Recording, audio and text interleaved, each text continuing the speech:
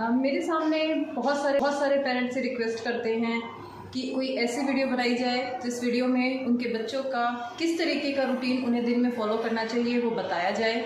तो मैं ऐसी ही एक वीडियो लेकर आप सबके सामने आई हूँ जिसमें मैं आपको बताऊंगी कि किस तरीके का रूटीन जो है हमें बच्चों के लिए फॉलो करना चाहिए और किस तरीके का रूटीन एक्चुअली हमें बच्चों से फॉलो करवाना चाहिए।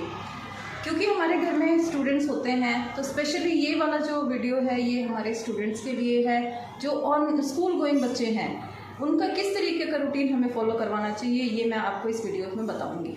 मैं इसमें कोई टाइम आपके लिए फिक्स नहीं कर रही हूँ कि हमें किस टाइम पर क्या करना है, ये आपको खुद अपने अकॉर्डिंग भी करना है क्योंकि सबके घरों में छोटे बच्चे भी हैं और बड़े बच्चे भी हैं, तो आप उसके हिसाब से टाइम सेट कर सकते हैं। मैं सिर्फ आपको वो टास्क बताऊंगी कि हमें कौन कौन सी एक्टिविटीज़ जो हैं वो किस तरीके से करनी चाहिए। तो चलिए हम स्टार्ट करते हैं। सबसे पहले हमें स्टार्ट करना है कि सबसे पहले जब हम बच्चे को उठाते हैं तो जब हम बच्चे को उठा रहे हैं तो उसके बाद हमें सबसे पहले जो उन्हें देना है वो गर्म पानी पीने को देना है ताकि बच्चे जो है वो थोड़ा सा फ्रेश महसूस करें। पानी पीने के बाद हमें उन्हें फोर्स ज़्यादा नहीं करना है, हमें उन्हें थोड़ा सा बताना है कि बेटा आप थोड़ा सा घूमिए। तो उन्हें वॉक लेने के लिए कहना है। आप उन्हें टेरेस पे कह सकते हैं, बालकनी में कह सकते हैं, इवन आपके घर में अगर हॉल है तो आप बच्चे को कहें कि वो वहाँ पर थोड़ी सी देर वॉक ले। वॉक लेना उसके लिए बेनिफिशियल है क्योंकि वॉक करने से बच्चा जो है उसे वॉशरूम जाने की ज़रूरत लगती है और वो बहुत अच्छी तरीके से फ्रेश हो पाता है। जब बच्चा फ्रेश हो जाता है तो आप ये देखेंगे कि जब हम कंटिन्यूटी इस तरीके की बनाते हैं बच्चे की तो बच्चा 2 से 4 दिन के अंदर उसको ये रूटीन बन जाता है और वो प्रॉपर तरीके से वॉशरूम जा पाता है। इसके बाद हमें जो करना है वो बच्चे को ब्रश करने के लिए कहना है। अगर बच्चे छोटे हैं तो आपको ध्यान रखना है कि आप उनकी हेल्प करें। अगर बच्चा बड़ा है तो ऐसी कोई परेशानी आपके आगे नहीं आएगी, वो अपने आप कर पाएगा इस चीज़ों को। जब बच्चा ब्रश कर लेता है तो उसके बाद बच्चा जो है वो अपनी बाथरूम की एक्टिविटीज़ जैसे उसे बाथ लेना है वो ले, प्रॉपर तरीके से ड्रेसअप हो, अपना यूनिफॉर्म शूज़ वेयर करे। जब वो एक पूरी तरीके से ड्रेसअप हो जाता है तो उसके बाद आपको जो कहना है उन्हें ब्रेकफास्ट करने के लिए कहना है। मैंने बहुत सारे पेरेंट्स को देखा है कि बच्चे उनके आगे ये बात कहते हैं कि उन्हें ब्रेकफास्ट नहीं करना है या उनका मन नहीं है, तो पेरेंट्स को ये बहुत ध्यान रखना है कि उन्हें ब्रेकफास्ट ज़रूर करवाएं। बहुत पेरेंट्स ऐसे भी होते हैं जो बच्चों को प्लेन दूध पीने के लिए देते हैं, तो मेरी रिकमेंडेशन है पेरेंट्स से कि वो बच्चे को प्लेन दूध कभी भी ना दें। प्लेन दूध जो है वो उनकी हेल्थ के ऊपर नेगेटिव इफेक्ट डालता है। बच्चे को अगर आपको प्लेन दूध देना भी है तो आप कोशिश करें कि उन्हें पहले खाने के लिए ज़रूर दूध दें। बच्चा जब ब्रेकफास्ट कर लेता है नेक्स्ट हमें बच्चे को स्टॉप तक छोड़कर आना है। बेशक अगर बस जो है स्कूल की वो आपके घर तक आती हो, लेकिन आपको कोशिश करना है कि बच्चे को आप सेफली उसके बस में बिठा के आएँ। इससे पेरेंट्स की तसल्ली भी रहती है और बच्चा जो है अपने पेरेंट्स के साथ एक कनेक्शन भी फील करता है।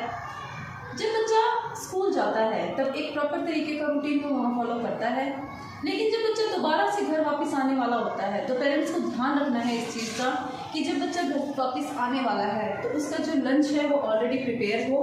क्योंकि जब बच्चे घर वापस आते हैं और उनको खाना बना नहीं मिलता तो वो किसी और स्टफ की तरफ जाते हैं, बिस्किट्स हो गए, कुकीज़ हो गए, ये खाने की कोशिश करते हैं जिसकी वजह से बच्चे जो है फिर लंच में डिले करते हैं। तो पेरेंट्स के लिए रिकमेंडेशन है ये कि पेरेंट्स जो हैं वो लंच को पहले ही प्रिपेयर करके रखें। बच्चा जब स्कूल से वापस आ जाता है तो सबसे पहले आपको बच्चे को उसकी यूनिफॉर्म चेंज करने के लिए कहना है। उसका बैग है, उसकी यूनिफॉर्म, उसके शूज़ प्रॉपर प्लेस पे रखने के लिए कहने हैं।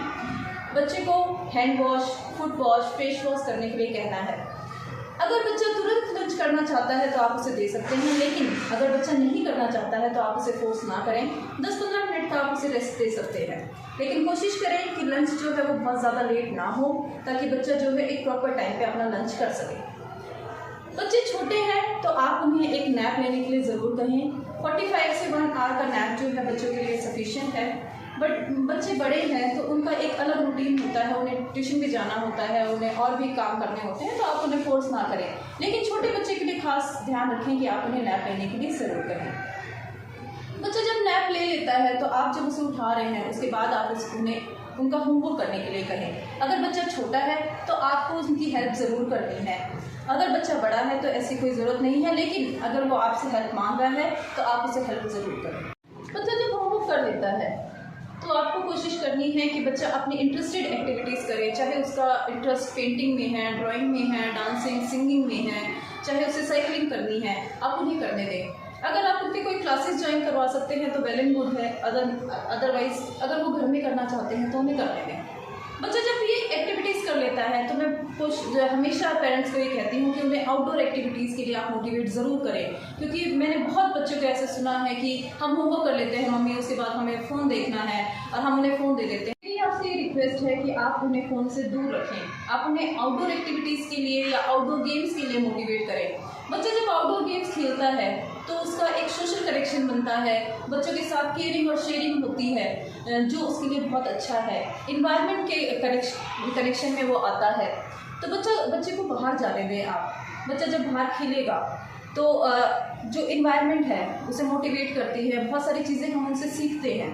लेकिन बच्चा जब बाहर जा रहा है तो पेरेंट्स के लिए बहुत ज़रूरी हो जाता है कि जो टाइम है उनका वापस आने का वो ज़रूर फिक्स करें, क्योंकि मैंने देखा है कि बहुत सारे बड़े बच्चे जो हैं वो जब अपने फ्रेंड्स के साथ जाते हैं तो वो भूल जाते हैं कि उन्हें कितना टाइम हो चुका है उनके साथ, और वो घर आते आते बहुत ज़्यादा लेट हो जाते हैं। तो आप पहले ही बच्चों का जो टाइम पीरियड है वापस आने का वो आप फिक्स कर दें ताकि बच्चा टाइम पे घर वापस आ सके। बच्चा जब घर वापस आ जाता है तो आपको वही करने के लिए कहना है, उन्हें हैंड वॉश करने के लिए कहें, फुट वॉश करने के लिए कहें, फेस वॉश करने के लिए कहें। बच्चे जो हैं अपने क्लोथ्स जो है बहुत डस्टी कर लाते हैं तो आप उन्हें चेंज करने के लिए कह सकते हैं, आप उन्हें बात लेने के लिए कह सकते हैं, जो वेल एंड गुड है। बच्चा जब ऐसा कर लेता है तो उसके बाद बच्चा जो है थोड़ा सा आप उन्हें टीवी भी देखने के लिए कह सकते हैं। उसके बाद आपको कोशिश करनी है कि बच्चे का जो डिनर है वो एक प्रॉपर टाइम पीरियड पे बन जाए और उनको हम खाने के लिए दे दें, क्योंकि एक प्रॉपर टाइम पर जब वो बच्चा खा लेता है तो एक प्रॉपर टाइम पर ही वो अपने बेड पर जाता है। जब बच्चा डिनर कर लेता है तो आपको एक बार बच्चे को लास्ट में ये बात ज़रूर कहनी है कि बेटा आप अपना बैग चेक कर लें कि कल के टाइम टेबल के अकॉर्डिंगली आपने अपने बैग को प्रिपेयर कर लिया है कि नहीं किया है। छोटा बच्चा है तो आप उसकी हेल्प करें, बड़ा बच्चा है तो उसे खुद करने दें ये सारी चीज़ें। बच्चा जब बैग को देख लेता है एक बार कि उसका टाइम टेबल के अकॉर्डिंगली बैग प्रिपेयर है, उसके बाद बच्चे को सोने के लिए कहना है। एक प्रॉपर टाइम पीरियड पे बच्चे को सोने जाना बहुत ज़्यादा ज़रूरी है, क्योंकि जब बच्चा टाइमली सोता है तो वो भी टाइमली उठ पाता है, एक जो उसकी प्रॉपर टाइम की स्लीप जो होती है वो कंप्लीट कर पाता है। तो आपको कोशिश करनी है कि बच्चे को टाइमली सोने के लिए करें। लास्टली पेरेंट्स को एक चीज़ जो मैं हमेशा चाहती हूँ कि पेरेंट्स करें वो करनी है, जब बच्चा बेड पे जा रहा है सोने के लिए तो आपको उसके साथ कुछ टाइम स्पेंड ज़रूर करना है। चाहे आप उसके साथ सारा दिन की जो भी उसकी एक्टिविटीज़ रही हैं उनके बारे में आप उसके साथ कन्वर्सेशन कर सकते हैं कि उसके टीचर्स ने उसके साथ क्या कहा, उसके फ्रेंड्स के साथ उसने क्या किया, क्या खेले, क्या पढ़े, इस तरीके की कन्वर्सेशन बच्चे की होनी बहुत ज़्यादा ज़रूरी है आपके साथ। जब हम बच्चों के साथ इस तरीके की शेयरिंग करते हैं तो आप देखेंगे कि कुछ टाइम पीरियड के बाद बच्चों को हैबिट हो जाती है अपनी हर चीज़ आपके साथ शेयर करने की, और जब बड़े बच्चे हो जाते हैं तो बच्चे उस हैबिट को अपने आपसे हमेशा शेयर करते रहते हैं और उन बातों को आपके साथ शेयर करते हैं जो भी उनके साथ होती है। अगर पेरेंट्स ऐसा नहीं कर रहे हैं तो आप स्टोरी टेलिंग कर सकते हैं। स्टोरी टेलिंग जो है वो भी बच्चे में बहुत सारी चीज़ों को इंक्रीज करती है, जैसे उसकी लिसनिंग स्किल है, बच्चे आपसे कुछ नहीं करते हैं, उनकी क्रिएटिव थिंकिंग जो है वो इंक्रीज होती है। तो मेरी रिक्वेस्ट रहती है पेरेंट्स से कि वो इस तरीके की एक्टिविटीज़ सोने से पहले बच्चे के साथ कर सकते हैं और फिर आप बच्चे को लास्टली सोने के लिए कहें। ये मुझे लगता है कि मेरे अकॉर्डिंगली एक प्रॉपर रूटीन है जो कि मैं खुद के बच्चों के लिए भी फॉलो करती हूँ। तो मैं उम्मीद करती हूँ कि ये वीडियो जो है आपके लिए बेनिफिशियल रहेगी और कोशिश करूँगी कि इसी तरीके की वीडियोस जो हैं वो आपके आगे आती रहें और आपकी जो भी रिक्वेस्ट हैं वो पूरी होती रहें। Thank you.